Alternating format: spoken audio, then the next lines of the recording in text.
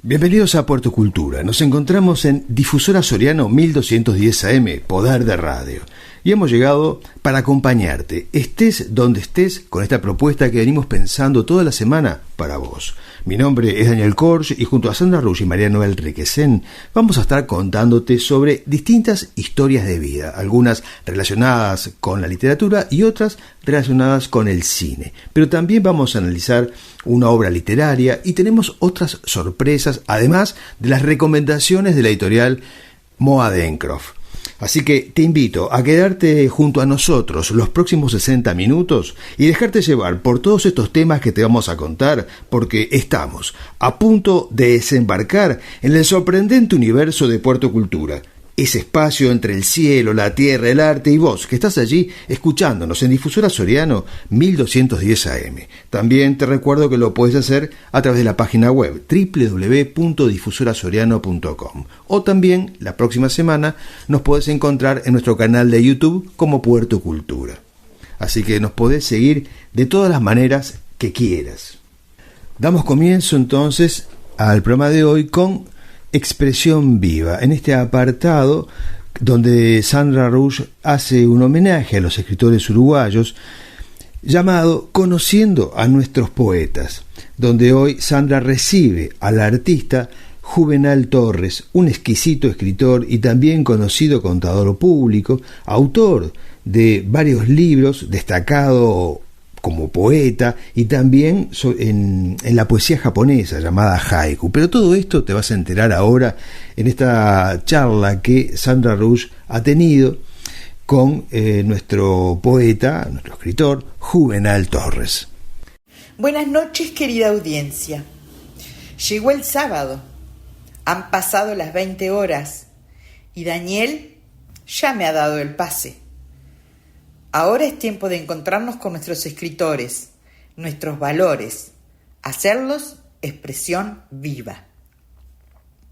Dice el escritor chileno Emiliano Pintos: en un mundo sumido en la convulsión donde todos buscan imponer su verdad y la razón se distorsiona, la poesía se erige como un oasis de serenidad y reflexión. La poesía nos recuerda que hay otra forma de ser, una forma que busca la comprensión y la empatía, en lugar de la imposición y la violencia. Y si hay alguien que sabe de esto y lo ejerce a la perfección, es nuestro homenajeado de hoy, el contador, escritor Juvenal Torres. Juvenal nació en Salto en 1938, pero lo hemos adoptado como nuestro. Desde niño, al tiempo que hacía escuela y liceo, aprendió y practicó como jardinero, ejerciendo este oficio en el vivero de producción y venta de flores, plantas de jardín y forestales de su padre, pegado a la casa familiar, sitio en el extremo este de su ciudad natal. En 1958 se fue a trabajar y estudiar a Montevideo, y a mediados del 1968 se recibió con el título de contador público en la UDELAR.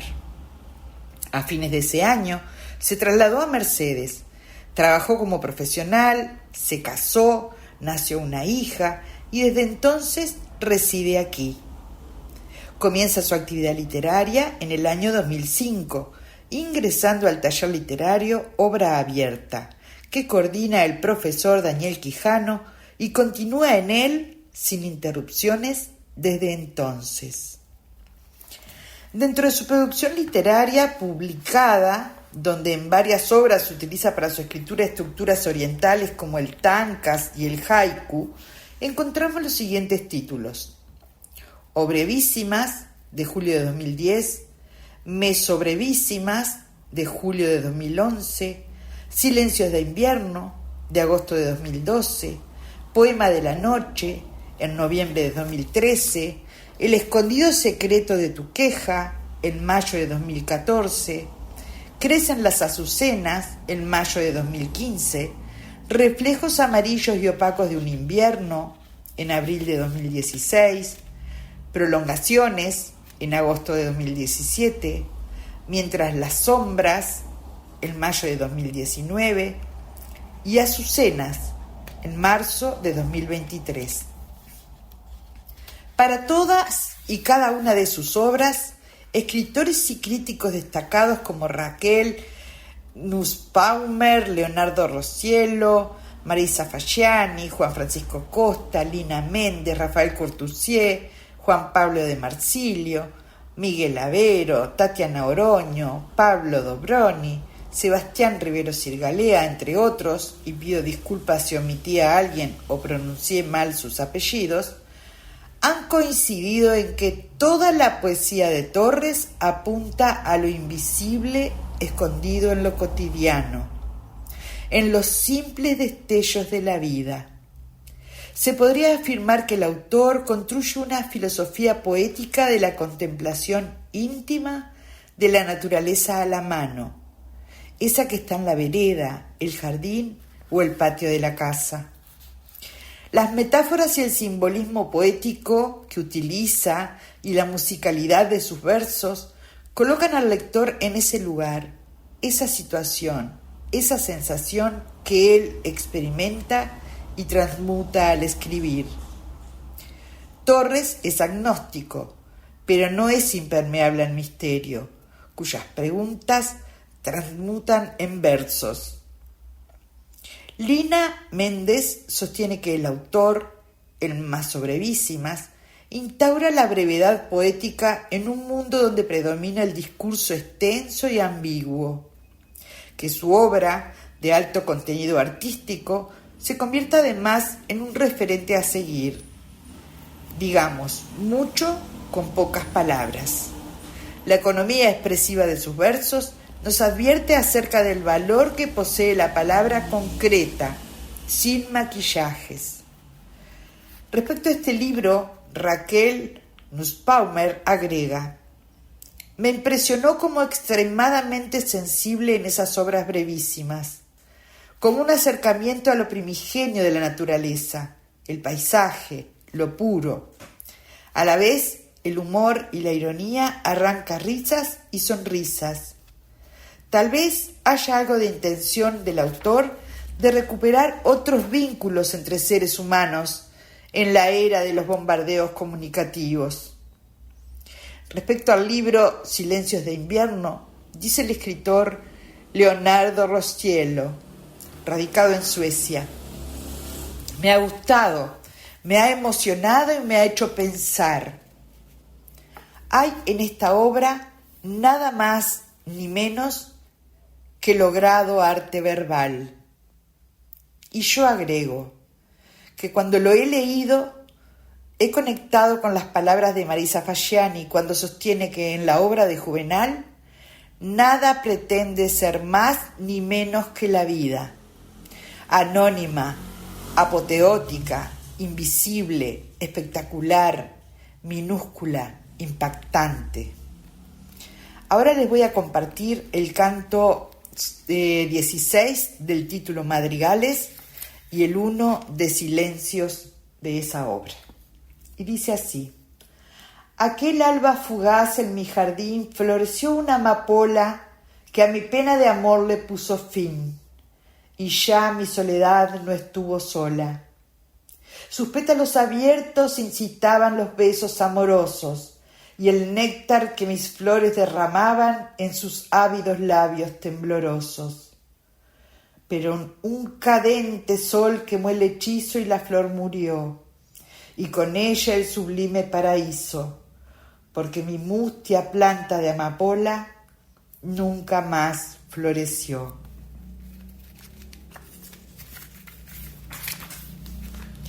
Silencios. Mi silencio es un hueco al que acudo y acuden mis fantasmas y ensueños.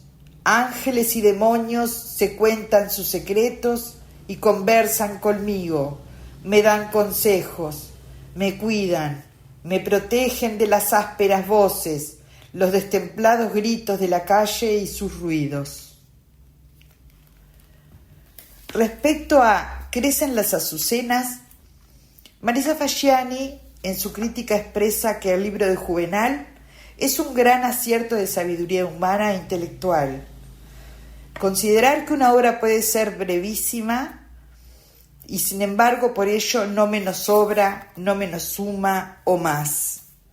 Es un hallazgo la búsqueda de la brevedad, de las estructuras fijas que ciñen la euforia.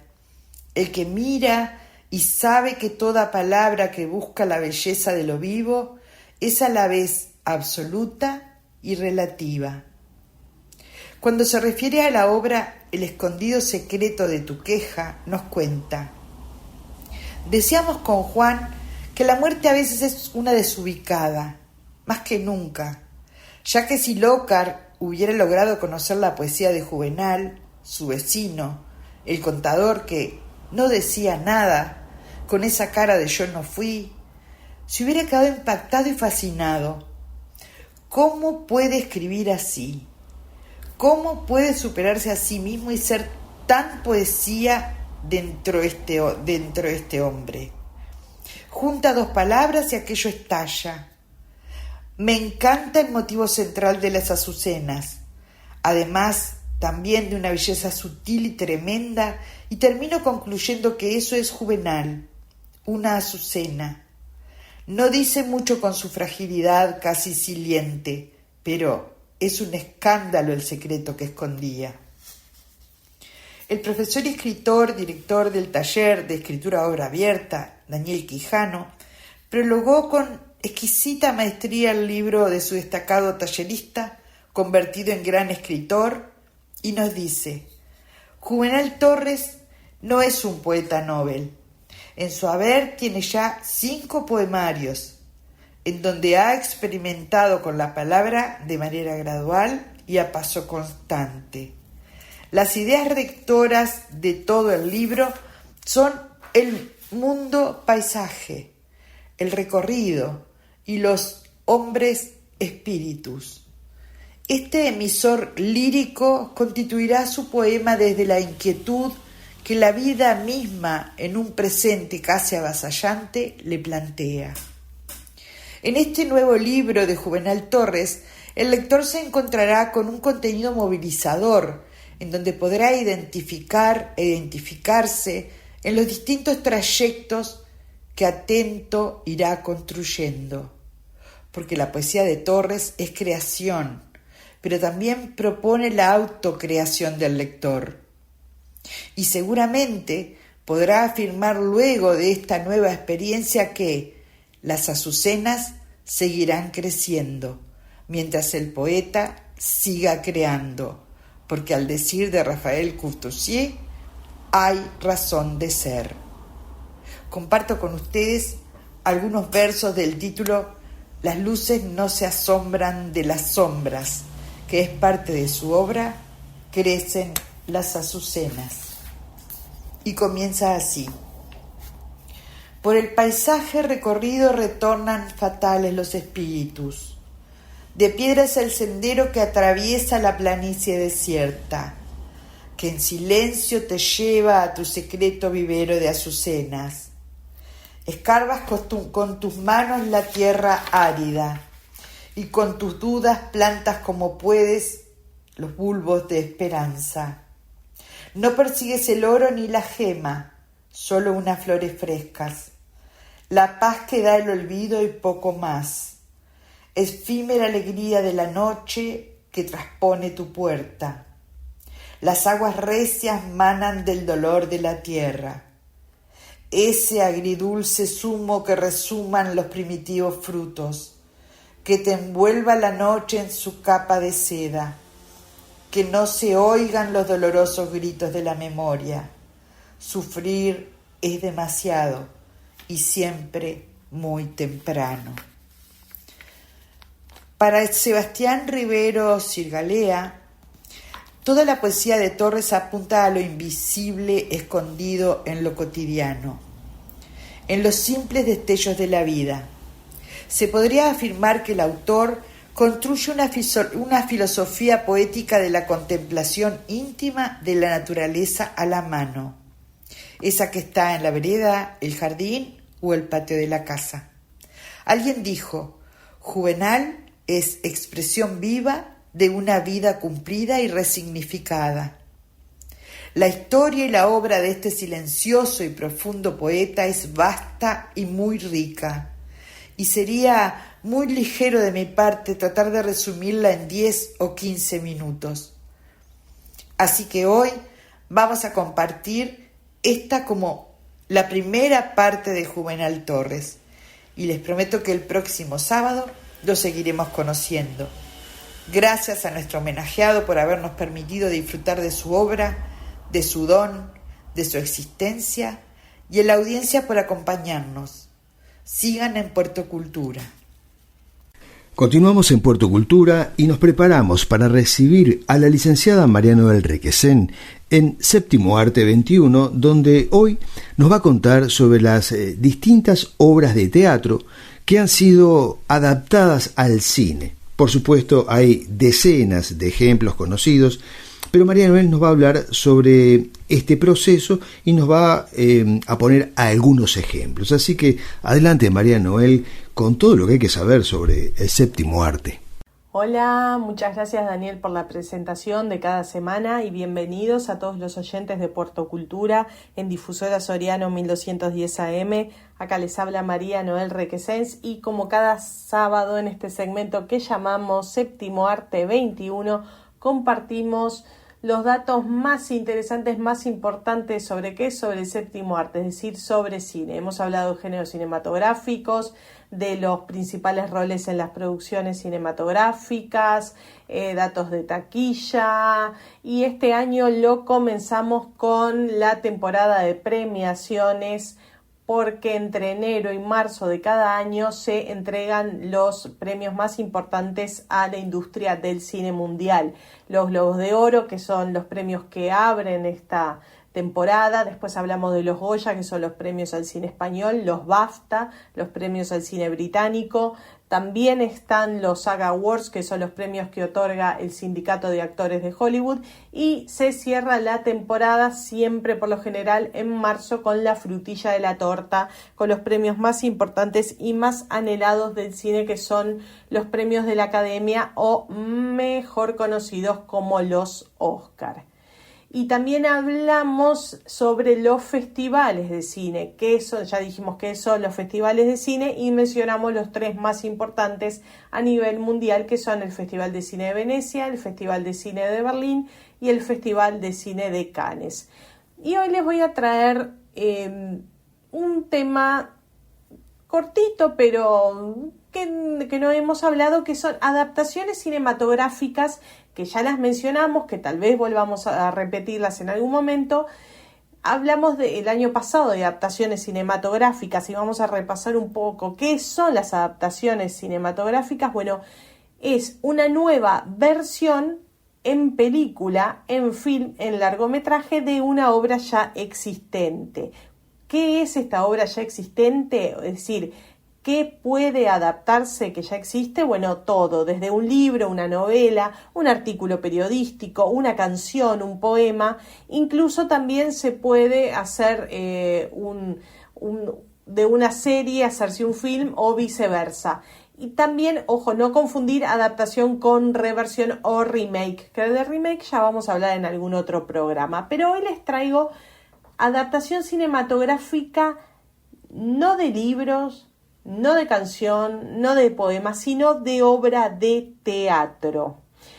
¿Por qué? Porque les cuento que yo, entre tanta cosa creativa que hago en mi vida, también asisto a un taller de teatro hace como 10 años. Y aún no tenemos las obras que vamos a interpretar, que vamos a presentar a fin de año, como todos los años. Entonces empezamos a hacer una improvisación. Y la improvisación tenía que ver, algunas mujeres de monjas y hombres de curas, porque era un tema que sugirió el profesor. Y algunos le dijimos, este tema ya no suena. Y seguramente deben de haber visto una película llamada La Duda, que está protagonizada entre otros por Meryl Streep, y que esa película a la vez está basada en una obra de teatro. Y dije, qué interesante, una película basada en una obra de teatro. Por lo general, uno tiende a ver cine o a hacerse películas basadas, adaptaciones, como ya dijimos, de libros, por lo general. Pero hay algunas cuantas películas basadas en teatro. Y si me preguntan, a ver, ¿qué tipo de obra de teatro se lleva al cine? Bueno, las opciones pueden ser todas. Sin embargo, hay un género que es el que más se lleva de las tablas a la gran pantalla, que cuál es el género musical. Y a la vez también, por supuesto, las películas son musicales. Vale recordar, por ejemplo, la película Chicago, ganadora de varios premios Oscar, del año 2002, dirigida por Rob Marshall, que tiene como protagonistas a Renée Zellweger, Catherine Zeta-Jones y Richard Gere. Esa es una de los grandes una gran película basada en el musical de Broadway. Hay otros, sí, musicales hay un montón. Están Amor sin barreras, que es un musical de Broadway de 1957 y que se llevó a la gran pantalla en 2 ocasiones. En 1961 con la dirección de Robert Wise y Jerome Robbins, y en 2021 llevada a la gran pantalla al cine por Steven Spielberg. Esta adaptación de Amor sin barreras de 2021 Steven Spielberg la pueden encontrar en la plataforma Disney Plus. Después hay otros musicales, por ejemplo My Fair Lady, el musical de Broadway de 1956, que es una libre adaptación del libro Pigmalión de George Bernard Shaw y que en el cine se llevó en 1964, se hizo la adaptación cinematográfica dirigida por George Cukor y con Audrey Hepburn en su personaje principal. Otros musicales, La novicia rebelde, que fue un musical en 1959 en Broadway, y el cine se llevó en 1964, también dirigido por Robert Wise, que es del premio de Amor sin barreras, y con la inigualable Julie Andrews. Esa película es de mis favoritas. Y después, para mí, el mejor musical de todos es El fantasma de la ópera, que es un musical de Broadway estrenado en 1986, basado en la novela homónima de Gaston Leroux, y que al cine se adaptó en 2004 con la dirección de Joel Schumacher y con Gerard Butler como el fantasma de la ópera. Otro musical es Mamma Mía, dirigido por Phyllida Lloyd en cine del 2008, con la protagonista Meryl Streep, y que está basado en el musical Mamma Mía. ¿Hay obras de teatro de lo que se dice de texto llevadas al cine? Sí, por supuesto. Y les voy a mencionar sobre todo 2 que son muy conocidas, que es el clásico Un tranvía llamado Deseo, de Tennessee Williams, que es una obra de teatro que se estrenó en Broadway en 1947 y que en el cine tuvo 2 adaptaciones, en 1951 con la dirección de Elia Kazan y 1995 la dirección de Glenn Jordan. Un tranvía llamado Deseo, acá en Uruguay también se estrenó la obra de teatro con la dirección de Roberto Jones y las actuaciones de Victoria Rodríguez y Álvaro Armandugón. Eso fue en el año 2011, pero por supuesto la película está basada en Un tranvía llamado Deseo de 1947. Y después otra obra de teatro muy conocida llevada al cine en una sola ocasión es ¿Quién teme a Virginia Woolf? De Edward Albee, que es una obra estrenada en 1962 en Broadway. En el cine se realizó en 1966 con dirección de Mike Nichols y las actuaciones de Elizabeth Taylor y Richard Burton. Como ven, el cine es muy versátil y lo que tiene de bueno, las adaptaciones al cine por lo general siempre funcionan, ya sean de un libro o en este caso de una obra de teatro, siempre funcionan. ¿Por qué siempre funcionan? Porque, por ejemplo, en el caso de una adaptación de un libro, los fanáticos de ese libro quieren ir a ver la película para después compararla. Y quienes somos admiradores de obras de teatro, en mi caso particular, un musical como El fantasma de la ópera, que es mi favorito, vamos a ver siempre la película para compararla. Si me dan mi opinión particular, siempre, en el caso del fantasma de la ópera, es mejor el musical que la película, pero eso es a gusto de consumidor. Hasta acá llegamos con otra entrega del séptimo Arte 21 en Puerto Cultura y como siempre les digo, quédense con nosotros y con toda la programación de Difusora Soriano 1210 AM. Nos volvemos a encontrar la semana que viene. Chau, chau. Bien amigos, continuamos en Puerto Cultura y estamos en la segunda parte de la lupa literaria, como les habíamos prometido, donde íbamos a ver las diferencias entre lo que es la novela policial, donde habíamos puesto varios ejemplos. Ustedes los pueden volver a escuchar en el canal de YouTube Puerto Cultura, aquellos que no conocieron la primera parte del programa, porque hoy vamos a ingresar, sí, a lo que es la novela negra. Recordamos que al inicio de la novela policial toda la historia se concentraba en el argumento y así la trama poco a poco nos llevaba como lectores a lo que es la deducción de un crimen. En otros casos, quien resolvía era el detective o el investigador o investigadora, de acuerdo a los ejemplos que habíamos puesto, sobre todo trayendo a la mesa a Agatha Christie, ¿no? Pero con el tiempo, ¿qué pasó? La novela policial fue evolucionando, porque como todo, la investigación profesional sobre los distintos casos reales, que es sobre todo donde se basan este tipo de historias, fueron descubriendo aspectos de orden psicológicos en los crímenes, ¿no? O mejor dicho, yo diría que del desorden psicológico. La ciencia pudo estudiar mejor el comportamiento humano y comprender el porqué de algunos crímenes. Hablamos de traumas de la infancia que con el tiempo fueron modelando cómo se desenvolvían los criminales y también, bueno, aquellos que fueron inventando, creando los propios autores, ¿no? Y así se fueron modelando las personalidades. Entonces, aquí se pueden ver, o a partir de ahora, de lo que es la novela negra, se pueden ver los problemas de autoestima, las frustraciones, la locura, ¿no? Los desdobles de personalidad. Y así las historias policiales obtuvieron, o digamos, alcanzaron otro nivel de complejidad distinto, y todo se volvió, digamos que mucho más oscuro, más sospechoso, más gótico, más violento también.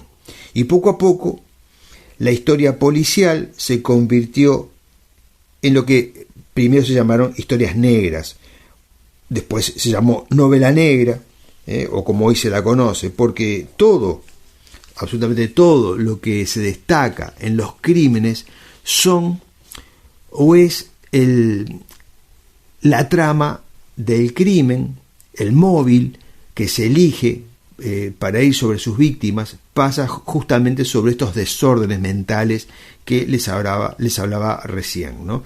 En este caso, el criminal es más inteligente que el criminal de las novelas policiales. Es o será un personaje que habita bajo la piel de otro personaje, que lleva una doble vida y que no es tan fácil de descubrir, ¿no? Porque justamente la gracia de todo esto está en que el escritor de estas novelas pueda confundir, sembrando no solamente pistas falsas como se hacía en la novela policial, sino también actitudes que nos van a ir desorientando y sospechando de uno de otros, y muchas veces se nos hace difícil saber quién es el criminal, ¿no? Como para dar algunos ejemplos, vuelvo a citar algo que mencioné en el capítulo 1, digamos, en el programa anterior, que lo pueden escuchar en nuestro canal de YouTube ahora, en Puerto Cultura.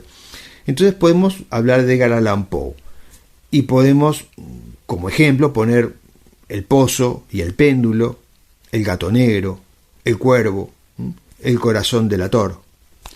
En Agatha Christie podemos concentrarnos en un cadáver en la biblioteca, se anuncia un asesinato, el truco de los espejos. Arthur Conan Doyle, por ejemplo, tiene el creador del personaje Sherlock Holmes, ¿no? Tiene El mundo perdido, Estudio en escarlata, ¿no? Como para ir mostrando un poco el comienzo de todo esto. Y ejemplo de novela del género negro, para situarnos más atrás en el tiempo, hablamos de periodo entre 1948 y el 2015, está Henning Mankell, y tiene 12 novelas publicadas. Pueden recurrir, por ejemplo, a Asesinos sin rostro, La falsa pista, La leona blanca. Y después tenemos acá, en nuestro país, al uruguayo Hugo Burel, que tiene una trilogía que la recomiendo, que realmente desarrolla muy bien el género de novela negra, como Montevideo Noir, Noche de Bonanza y Sorocabana Blues. Es una trilogía donde el personaje realmente nace y se va poco a poco convirtiendo en otro personaje manipulador, sumamente inteligente, con un propósito definido, pero que también está muy claro. Hugo Burel pone muy claro el inicio. Otro dato importante sobre cómo la novela policial es o muestra cómo se transforma en novela negra, o por qué surge una vía de narrativa diferente, es porque las historias de crímenes fueron cambiando, como les decía, y también los escenarios en que ocurrían eran sombríos, oscuros, tenebrosos, y reflejaban al lector un escenario dramático en lo emocional y obviamente en lo psicológico. Y además porque estas historias se solían leer en publicaciones especiales cuando aún no alcanzaban a ser difundidas o publicadas como novelas en sí. Entonces salían en revistas. Una revista emblemática de 1920 que se llamó Black Mask, donde los autores que publicaban allí sus historias se orientaban a este estilo particular. También hay una publicación francesa llamada Série Noire de la editorial Guillemard de 1945. Estas publicaciones, a diferencia de las que se hacían en Gran Bretaña, tenían ese otro perfil que les mencionaba. Por ejemplo, las historias de Agatha Christie estaban ambientadas en la alta sociedad y los crímenes eran realmente muy razonados y hasta refinados, si se quiere, ¿no? Y siempre se resolvían mediante la ley. Sin embargo, la novela negra norteamericana nos muestra el suburbio, el bajo mundo, los escenarios turbios, ¿no? O en el sótano de una casa o en un bar medio nauseabundo, ¿no? Y el héroe es cínico, es maleducado, fumador, es alcohólico, las tiene todas, ¿no? Sin dinero, además, hace lo que puede para subsistir, hasta es corrupto, y aplica la justicia con su propia mano muchas veces. Así que esas son las grandes diferencias entre lo que es la novela policial y la novela negra. Si ustedes quieren continuar con este tema, bueno, nos escriben a la radio y continuaremos profundizando. Así que nos encontramos la semana que viene en otro encuentro de la lupa literaria. Estamos en Difusora Soriano 1210 AM y estás escuchando Puerto Cultura. Junto a María Noel vamos nuevamente, pero a otro encuentro. Ahora vamos a las biografías de cine y acá vamos a conocer a otra de las grandes actrices de Hollywood. Me refiero a Meryl Streep, una actriz que siempre para mí al menos, ha desarrollado papeles muy diferentes y también muy arriesgados. Así que con ustedes y con nosotros, María Noel y Meryl Streep. Bienvenidos a Biografías, el espacio en Puerto Cultura donde homenajeamos a las grandes actrices de ayer, de hoy y de siempre. En esta ocasión nos toca hablar de una de las más talentosas y versátiles, alguien que sin duda alguna está en el podio de las mejores de todos los tiempos. Me refiero a la gran Meryl Streep. Nació en Summit, en el estado de Nueva Jersey, un 22 de junio de 1949, bajo el nombre Marie Louise Streep. Su madre, Mary Wolfe, era artista y editora artística, y su padre, Harry William Streep, fue un ejecutivo de la industria farmacéutica. Las artes dramáticas son y eran la pasión de Meryl, y se preparó para eso. En su adolescencia, tomó clases de ópera y, aunque prefería la actuación, su madre insistió en esto, porque consideraba que tenía una gran voz. Esas clases de ópera, en el futuro, serían un gran complemento para su carrera en la industria cinematográfica en Hollywood. Pero antes, a sus 22 años, Meryl se graduó como bachiller universitario en drama en el Vassar College, una universidad privada en Poughkeepsie, en el estado de Nueva York, donde, además, recibió una breve instrucción de la famosa actriz de comedia Jane Arthur. Luego, Meryl estudió una maestría en Bellas Artes en la Escuela de Drama de la Universidad de Yale, una de las más prestigiosas e importantes de Estados Unidos. Durante sus estudios en esa institución, Meryl participó en varias muestras de teatro, donde comenzaría a mostrar su gran versatilidad, interpretando desde una joven Helena en Sueño de una noche de verano de William Shakespeare hasta una anciana en una silla de ruedas en una comedia. Los buenos actores, dicen, tienen una gran formación teatral, surgen muchas veces del teatro. Por lo que luego de graduarse en Yale, Meryl actuó en varias producciones teatrales en la ciudad de Nueva York, antes de dar el gran salto al cine. Su paso por las tablas fue variado. Comenzó participando en el Festival Shakespeare al Parque, un festival donde se representan obras de Shakespeare en un teatro en el Central Park de la ciudad de Nueva York, y allí Meryl actúa en las obras Enrique V y La fierecilla domada. También protagonizó la obra de Broadway Happy End y Alice at the Palace. Pero Meryl, si bien tenía una gran carrera en el teatro, seguía siendo desconocida y las audiciones para entrar a la industria cinematográfica no fueron fructíferas.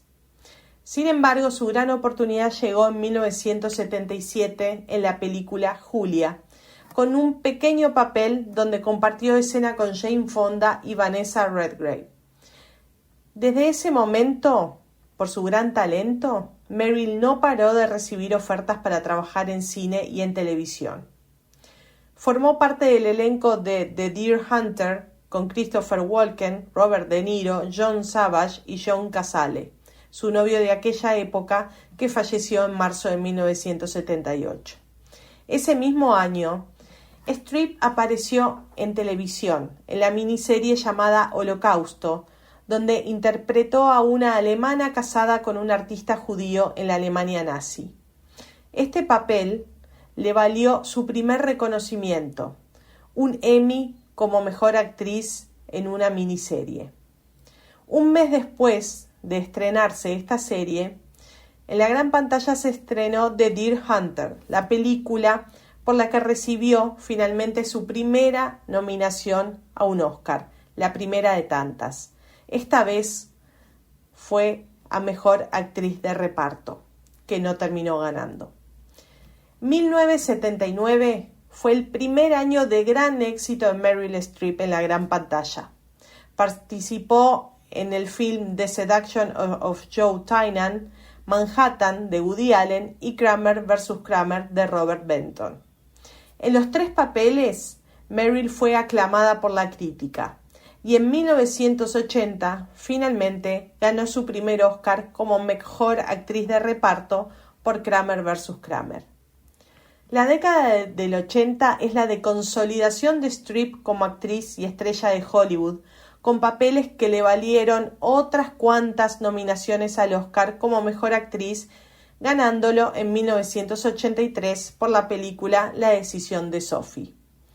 En los años 90, en los 2000 y 2010, Meryl demuestra que es, además de una gran actriz, es versátil y no teme en incursionar en comedia y en éxitos de taquilla. En 1992 protagonizó la comedia de humor negro llamada La muerte le sienta bien, compartiendo cartel con Goldie Hawn y Bruce Willis. En 1994 llegó un film de suspenso muy exitoso, Río Salvaje, junto a Kevin Bacon. Y en 1995 la inolvidable Los puentes de Madison, que compartió el protagonismo con Clint Eastwood, también director de esa cinta. Los éxitos de taquilla, aquellos que quedan marcados en la llamada cultura pop del cine, llegaron en la primera década del 2000. El diablo viste a la moda, en 2006, junto a Anne Hathaway y Emily Blunt. Esta es una comedia basada en el libro homónimo de Lauren Weisberg y se convirtió en un clásico, aclamado no solamente por la crítica, sino también por el público. Allí, Meryl Streep interpreta a Miranda Priestly, la editora en jefe de una influyente revista de moda. Su inolvidable y perfecta interpretación le valió a Meryl su 4ª nominación al Oscar en El diablo viste a la moda. Y esta película es, hasta ahora, la más taquillera en su carrera. Las clases de ópera que tomara en su adolescencia, con influencia de su madre, le sirvieron finalmente para protagonizar otro éxito de taquilla, el musical Mamma Mía, en 2008. Allí, Meryl otra vez demostró que es una artista, además de talentosa y versátil, completa, ya que actúa, baila y canta. Necesitaríamos un programa entero de Puerto Cultura para mencionar cada película y éxito de Meryl Streep. Por eso ahora mencionaremos solo algunos, como La duda, un drama de 2008, La dama de hierro, de 2011, donde interpreta a Margaret Thatcher y por la que ganó su último Oscar como mejor actriz, Mujercitas, en 2019, interpretando a la tía March, y No mires hacia arriba, en 2021. Meryl Streep, además, es una destacada activista por la igualdad de género. Es la portavoz del Museo de Historia de la Mujer de Estados Unidos y participó en una famosa campaña llamada Time for Change de la marca Gucci, que tiene como objetivo difundir el empoderamiento femenino.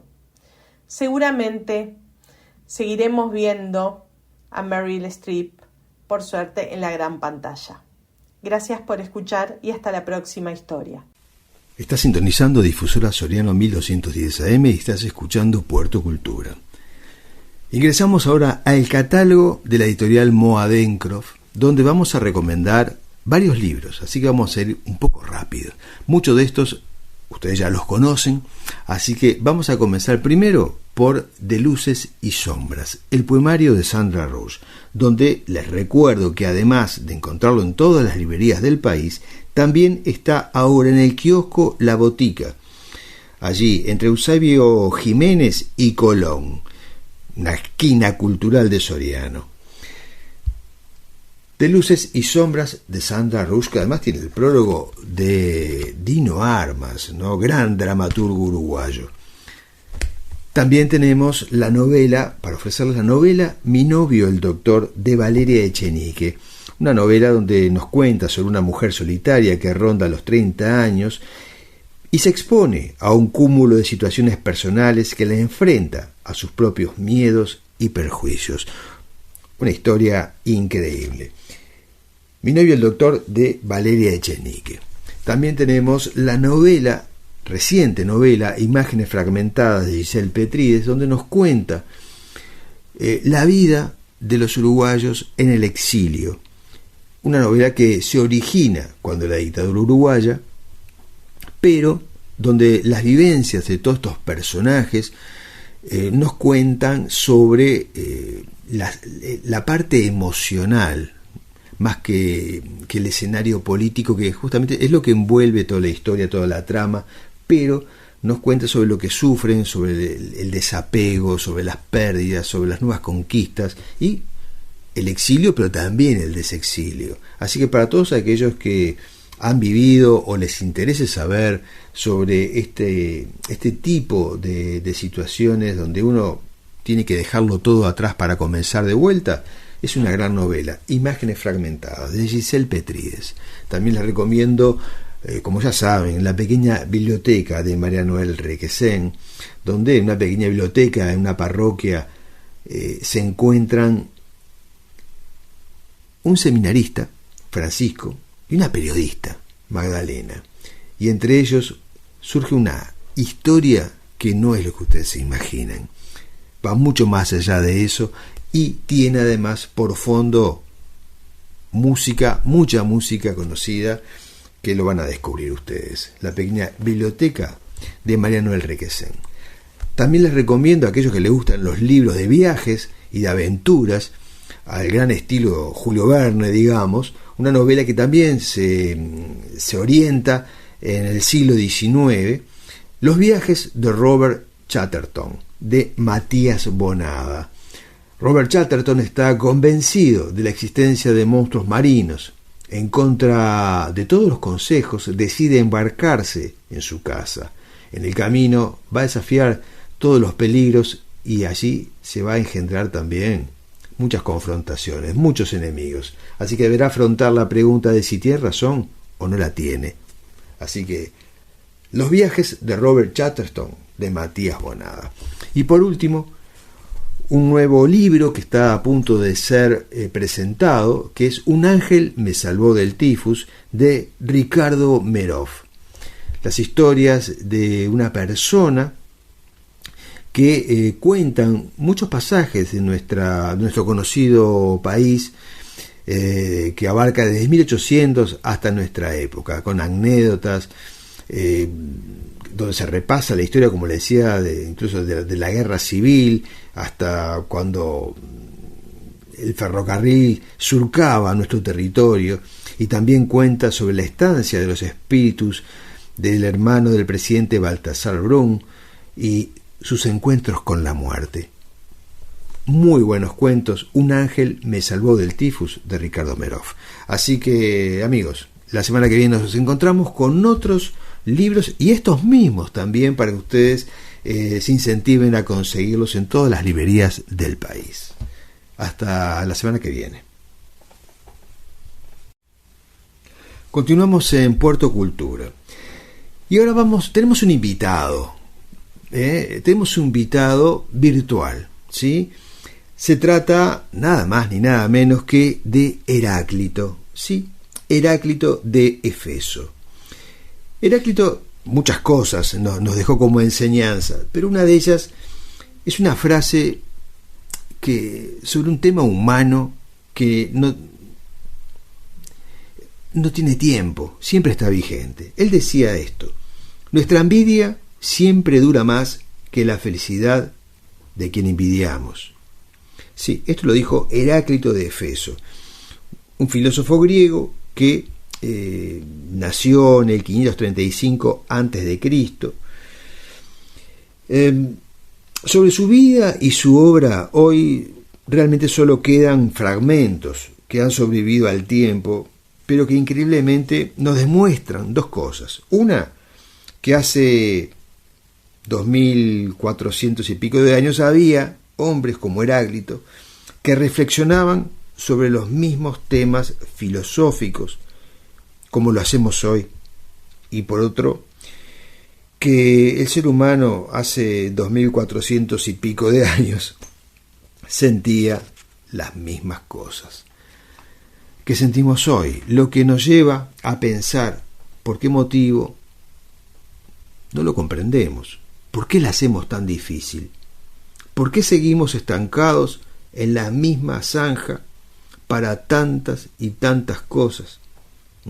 Como en esta ocasión estamos hablando de este pensamiento donde lo que propone Heráclito es la envidia. Heráclito fue una persona que nació en una familia de clase social alta, aristocrática, y que él prefirió dejar esa vida privilegiada para convertirse en un filósofo autodidacta y también en un ermitaño, conocido en ese momento, en su época, como el oscuro de Efeso. Llamado así, por su personalidad melancólica, reflexiva y al parecer también tristona, ¿no?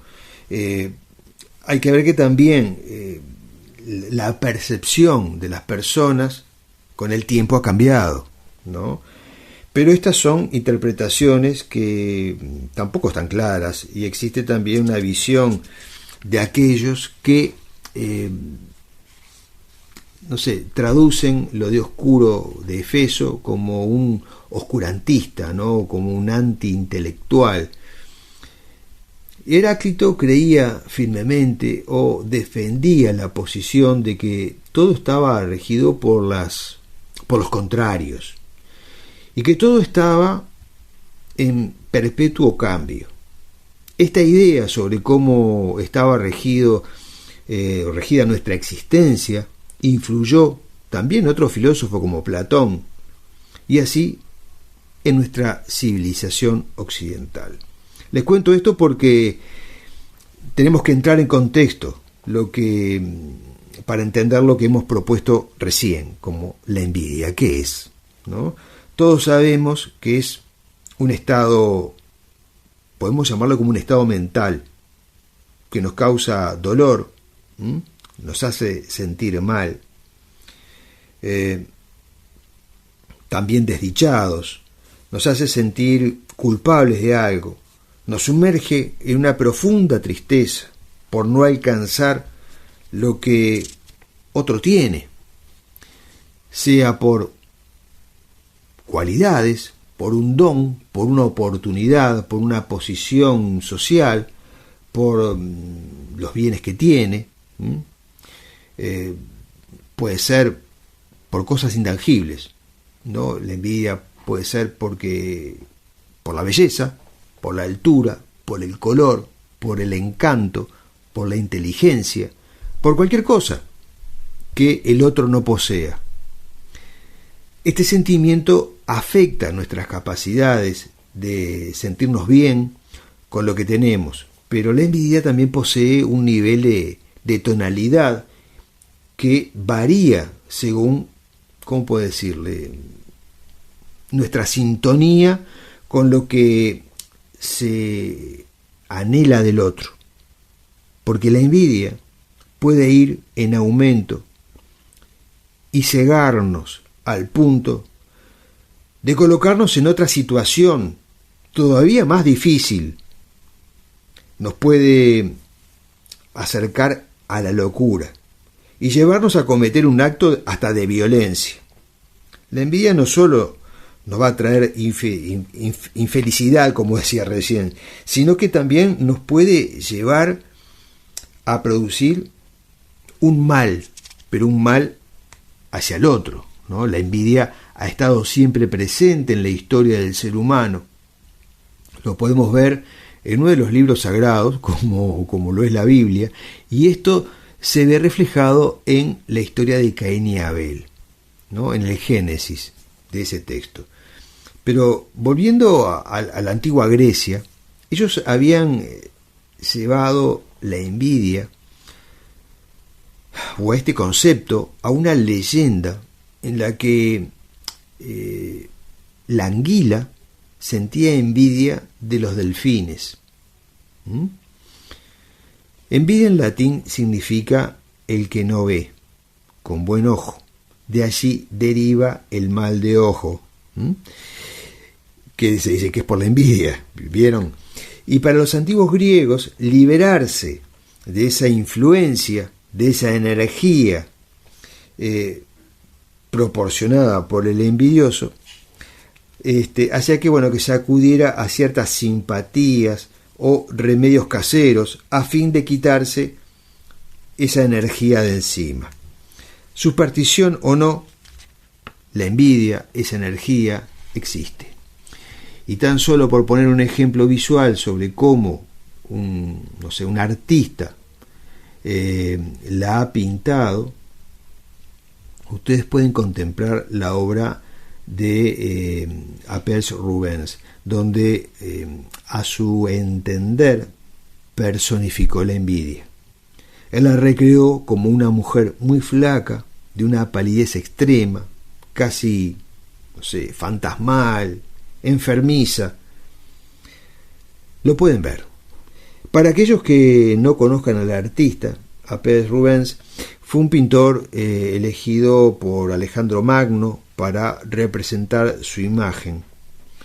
Es un artista que nació en el año 352 a.C., o sea, también hace mucho tiempo antes que Heráclito incluso, por lo que se darán cuenta que la envidia es un sentimiento que aún no hemos podido controlar. Pero sabemos hoy un poco más sobre cómo encauzarla. Y esto es buscando cómo fortalecer aquello que nos hace sentir únicos. O sea, todos tenemos algo. No todos somos iguales, ni debemos parecernos a alguien. Todos tenemos algo. Y eso hay que sacarlo del fondo para levantar ¿qué? Para levantar nuestra autoestima y cambiar.